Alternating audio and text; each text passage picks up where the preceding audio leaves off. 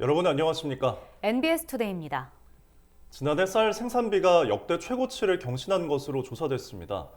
금리와 전반적인 물가 상승이 쌀 생산비 증가의 주요 원인으로 꼽혔는데요. 다만 산지 쌀값도 함께 오르면서 쌀 농사의 수익성은 다소 개선된 것으로 나타났습니다. 이은영 기자가 전해드립니다.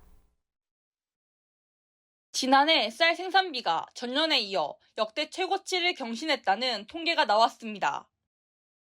통계청이 최근 내놓은 2023년산 논벼 생산비 조사 결과에 따르면 지난해 쌀 생산비는 헥타르당 875만 3,600원이었습니다. 1년 전보다 2.4% 오른 사상 최고치입니다.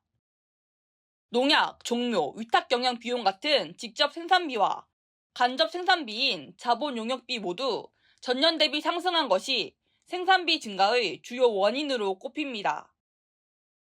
자본 용역비는 3개년 평균 금리 상승 여파로 전년보다 40% 이상 뛰었습니다. 자본 용역비는 작물 생산을 위해 투입한 자본액의 이자를 말합니다. 또한 지난해 헥타르당 농약비는 전년보다 20% 이상 오르며 높은 증가세를 보였습니다. 위탁 영농비도 전년 대비 8.6% 올랐습니다. 위탁 영농비 중에 방제 쪽이 좀 많이 올랐고요. 두 번째로 좀 많이 오른 품목이 농약비입니다. 그 다음에 제초제 같은 경우에는 이제 그 농약별로 좀 차이가 있지만 한 2, 3% 정도 오르다 보니까 아무래도 금년에 이제 최고치를 한 게 위탁 영농비와 그 농약비가 아닌가 싶습니다. 생산비 증가에도 쌀 농사 수익성은 다소 개선된 것으로 조사됐습니다.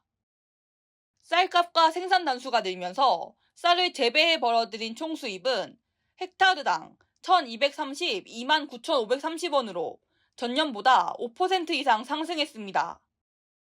통계청 관계자는 지난해 쌀 농사 총 수입이 개선된 건 2022년 쌀값이 유례 없이 폭락했기 때문이라고 설명했습니다.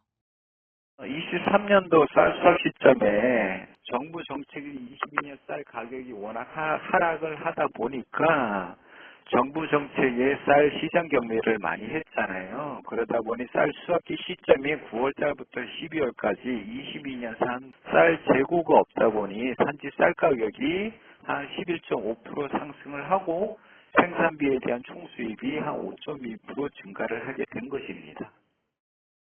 지난해 총 수입에서 생산비를 뺀 헥타르당 순수익도 전년 대비 10% 이상 상승했습니다. 순수익률과 소득률 역시 전년보다 모두 소폭 증가했습니다. 단, 본 통계에서 소득액과 순수익은 유통비용을 공제하지 않은 금액입니다. 유통비용을 공제하면 실제 농가의 소득액은 더 낮아집니다. 2018년부터 2023년까지 5년간 추이를 살펴보면 헥타르당 쌀농사 생산비는 연평균 1.9% 상승했습니다. 반면 연평균 소득은 0.8% 감소한 것으로 나타났습니다. MBS 이은영입니다.